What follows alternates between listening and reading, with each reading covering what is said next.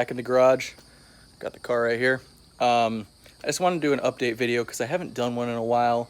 I like to kind of give you guys an update of what my plans are with the car or what's going on with the car and all that kind of stuff every once in a while. Not much is different. The car does have a little bit more power than the last time I dynoed. I want to get it back on the dyno because we turn it up a little bit. It's definitely running better. I haven't gotten it back to the track since we turned it up, so I guess we'll find out eventually what it runs. But there's that. There's also the fact I don't have AC because the evap core took a crap.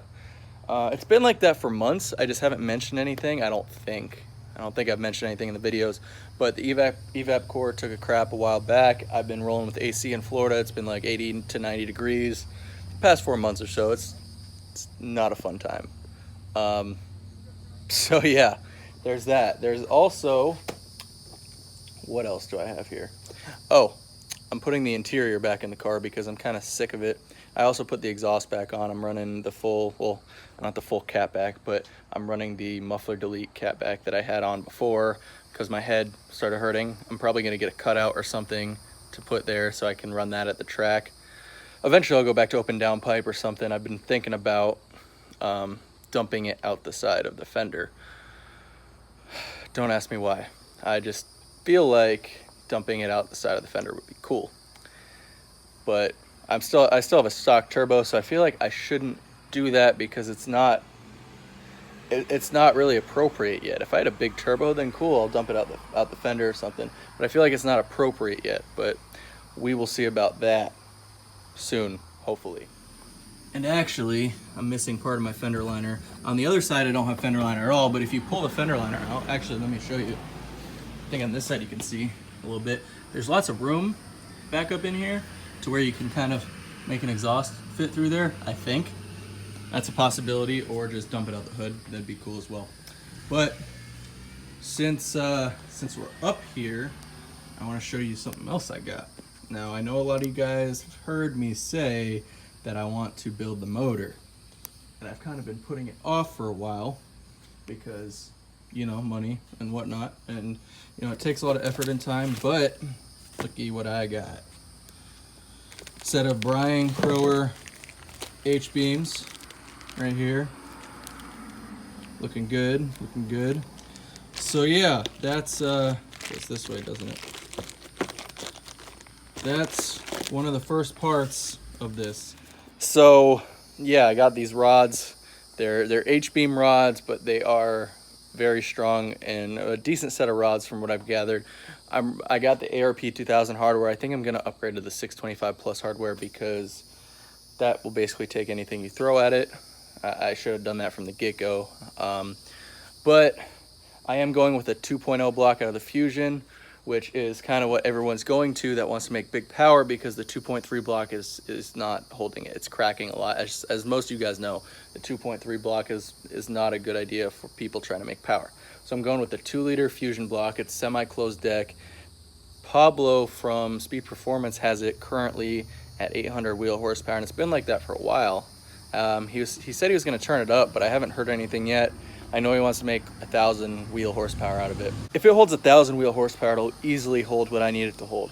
I'm kind of going for 500 to 600 wheel horsepower out of this thing. I don't really plan on going any more than that. I want it to be a quick 10-second car, you know, and 600 wheel should easily get me into the 10s.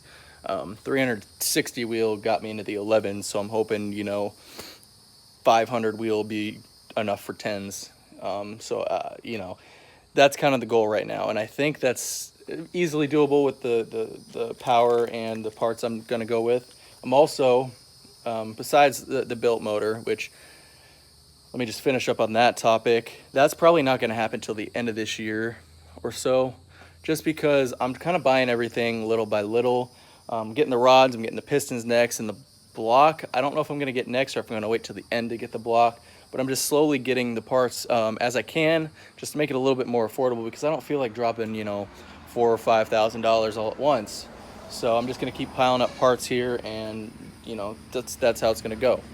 But obviously, with a build like that, I'm gonna need more fuel. So I'm actually gonna start buying the parts for the aux fuel kit as well, which I know you guys have seen the one that like Adam sells or Speed Performance.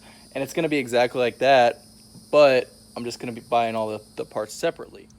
As you can see, I already have the ethanol content sensor here, and I'm basically going to use that, and I'm gonna make my own fuel lines, hook up the split-second controller to the radium fuel rail, order my injectors as well, and I'm just gonna set it up all myself. It'll basically be the same exact kit that Atom or Speed Performance sells. I'm just gonna be doing it myself. I've got some great advice from some guys that really know what they're doing, so I think it's definitely gonna be doable, and I will definitely share that information with you when I do get to the point of making the aux fuel kit. One other thing I know there's a lot that I've kind of thrown at you guys, but I also have a set of GT front calipers, rotors, the whole 9 yards that I'm gonna put on the car. They came from Shelby Auctions. I got them for $196 shipped. They're basically brand new, so that's a great deal. Keep a lookout for Shelby Auctions on eBay. You can get a great deal on the GT takeoff brakes there, but I'll make a video on installing those. I've never personally installed a set of brakes, so we'll see how that goes. Definitely keep a lookout for some videos on the aux fuel setup that I'm going to be doing. I'll definitely share that information with you guys in case you guys want to do it yourself like that, save a few bucks.